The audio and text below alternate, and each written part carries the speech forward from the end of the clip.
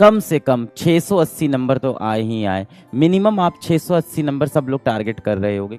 जिंदगी के 3-4 साल आपको घिस के मेहनत करनी होगी। इतनी मेहनत करोगे ना, इतनी मेहनत करो ना कि आपकी हाथों की लकीरें बदल जाएं, आपकी माथे की लकीर बदल जाए बेटा। इतना पेन चलाओ, इतना पेन घिसो, इतना पेन घिसो कि आपकी हाथों की लकीरें भी मजबूर हो जाए बदलने के लिए। आज आप 17 साल के हो और पता नहीं चलेगा कब आप 17 से 25 साल के हो जाओगे बेरोजगार। सबसे कीमती चीज जो आपके पास जीवन में इस समय है वो क्या है? वो क्या चीज है जिसको आप खर्च नहीं भी करना चाहते हो तो बेटा वो खर्च होती जा रही है? समय। नीट निकालना है, कुछ और करना है लाइफ में, कुछ और करना है, सोच लो एक बार अच्छे से कि नीट ही निकालना है। Academic success is not the only success in this life बेटा। इसके सिवा भी बहुत से तरीके हैं जीवन में सक्सेसफुल होने के। अगर नीट ही है जीवन में तो इसके लिए सच्चे दिल से आ जाओ, और कुछ और है तो इसको छोड़ दो।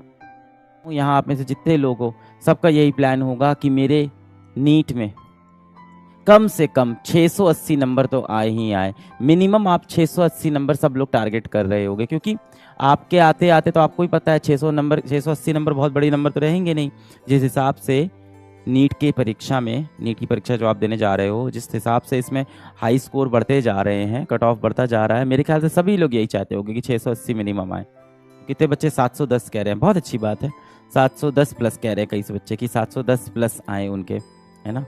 और ये आप सही कह रहे हो, जिस हिसाब से नीट में कट ऑफ बढ़ता जा रहा है, जिस हिसाब से पेपर आसान बन रहा है, इतना हाई स्कोर होता जा रहा है, वो दिन दूर नहीं है जिस दिन नीट में आपके 720 नंबर आएंगे और आपको प्राइवेट कॉलेज में एडमिशन लेना पड़ेगा, क्योंकि 720 नंबर पे ही रैंक नंबर 1 से लेके रैंक नंबर 10,000 तक सारी बैठी होगी।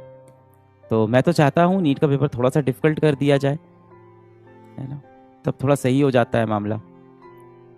जो आपके पास सबसे बड़ी धनराशि है जिसको आप खर्च नहीं भी करना चाहोगे और वो खर्च होती जाएगी, वो है समय। कितना भी कोशिश कर लो, आप किसी भी तिजोरी में बंद कर लो, ये समय ऐसी चीज है ना, बहुत तेजी से अपने हाथ से निकलता जाएगा। लगभग ज्यादातर जो बच्चे होंगे जो कॉम्पिटिटिव एग्जाम की तैयारी करते हैं वो मध्यम वर्गीय घर के होते हैं, मिडिल क्लास फैमिली या उससे भी नीचे से होते हैं, है ना। मतलब आर्थिक रूप पे बहुत ही मजबूत नहीं होते हैं, है ना। अब आपके पास जीवन में बहुत सारे पैसे नहीं हैं, कहीं ना कहीं हो सकता हो आपके पिताजी भी इतने सारे पैसे जिंदगी में नहीं कमा पाए, और ये सच है। पर हाँ, आपकी परवरिश में उन्होंने जो कर सकते थे उन्होंने बेस्ट किया। आपको सबसे अच्छे स्कूल में पढ़ाया, आपको सबसे अच्छी कॉपी किताब खरीद के दी, सबसे अच्छे कपड़े पहनाए, अपनी सारी इच्छाएं मार के आपके लिए सारी चीज़ें त्याग किया और आपको इस तरह की कोचिंग भी ज्वाइन कराई। बहुत सारे पैसे तो आपके जीवन में है नहीं। सबसे कीमती चीज जो आपके पास जीवन में इस समय है वो क्या है? वो क्या चीज है जिसको आप खर्च नहीं भी करना चाहते हो तो बेटा वो खर्च होती जा रही है? समय। पैसा अगर मेरी जेब में मैं खर्च ना करना चाहूं तो वो खर्च नहीं होगा, पर समय खर्च होता जाएगा।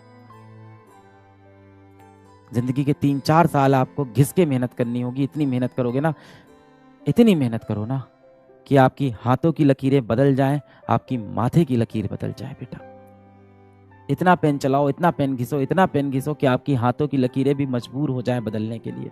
क्या हुआ कि आपने अपने जीवन के लिए जो लक्ष्य साधा था, जो आपने सोचा था कि आप डॉक्टर बनोगे, आप ये परीक्षा निकालोगे, या कोई भी आपने जीवन में एक लक्ष्य साधा था, वो लक्ष्य से आप क्यों भटक गए बेटा?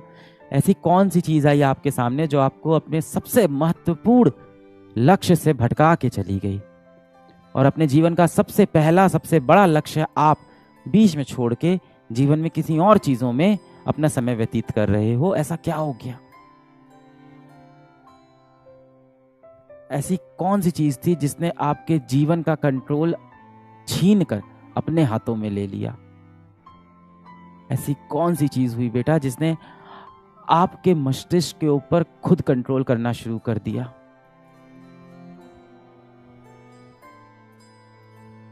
आप बहुत स्ट्रांग हो बेटा, आप मेंटली बहुत स्ट्रांग हो। एक बार आप शीशे की तरफ देखो, आपसे ही मैं बात कर रहा हूं बेटा, आप बहुत स्ट्रांग हो मेंटली। एक बार आप शीशे की तरफ देखो और खुद से बोलो, क्या मेरे जीवन का कंट्रोल कोई और ले सकता है? ले सकता है कोई?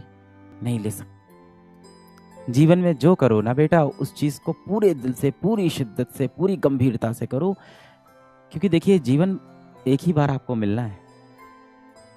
अब तो आप बड़े भी हो गए, ये सब चीजें समझने भी लगे हो, छोटे बच्चे नहीं हो आप, 17 साल के तो हो गए, तो आपको ये बात तो अब समझ में आने लगी होगी कि ये जो जीवन मिला है ये एक ही बार मिला है, इसके बाद ना जाने क्या होगा, इसके बाद ना जाने क्या होगा। तो जो करना है इस जीवन काल में करना है। 17 साल जीवन के निकल गए आपके, और जीवन कितना लंबा होने वाला है पता नहीं। आप सब ने मन में तो सोच रखा होगा कि कम से कम 90 वर्ष तो मैं जीऊंगा ही, अभी तो सिर्फ 17 साल गए हैं, पर कह नहीं सकते। ये बहुत ही कड़वी बात है, पर कब मृत्यु हमारा इंतजार कर रही हो पता नहीं। तो जरूरी है कि हर दिन को हम ऐसे जिएं कि मृत्यु कल आने वाली है, और उस तरह से हर दिन को बेहतरीन बनाएं।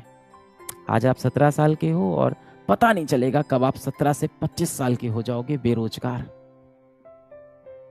जीवन निकल जाएगा।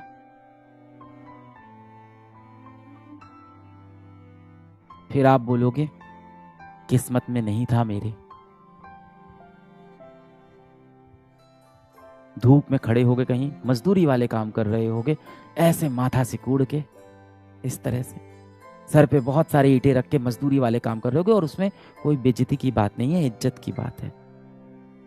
आप में से कई ऐसे बच्चे होंगे जिनके पिताजी ये काम करते होंगे, पर शायद उनको मौके नहीं मिले जीवन में अपने जीवन को और बेहतर बनाने के। आपको मौका मिला है कि आप अपने जीवन को आर्थिक रूप से और बेहतर बनाओ और इस तरह के मजदूर लोगों की मदद करो।